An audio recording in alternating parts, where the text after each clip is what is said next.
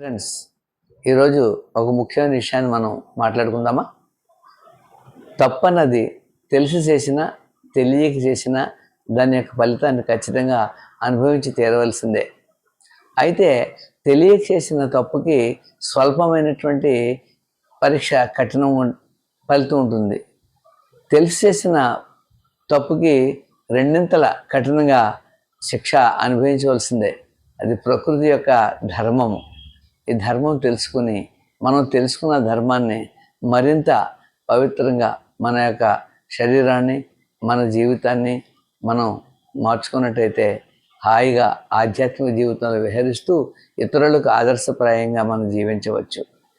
తెలిసి తెలియని వయసులో చేసినట్ల కోసం ధ్యానంలోకి వచ్చాక మన ఎనర్జీని సాధన ద్వారా పెంచుకుంటే మనం చేసిన తప్పులు చిన్న తప్పులుగా అవి మనకి సూక్ష్మమైనటువంటి దోషాలుగా అవి వెళ్ళిపోతాయి.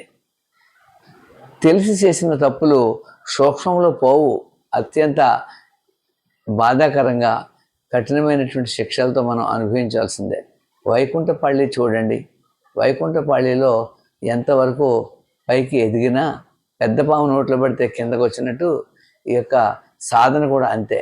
ఈ యొక్క సాధనలో ఏమాత్రం అహంకారం కానీ అశ్రద్ధ కానీ పనిచేయదు.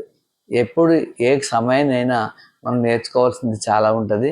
మన దేహాన్ని ఒక అద్భుతమైన దేవాలయంగా చూసుకోవాలి, మన ఆహారం పవిత్రంగా చూసుకోవాలి, మన సాధన బాగా చేసుకోవాలి, మనల్ని మనం ఉద్ధరించుకోవాలి.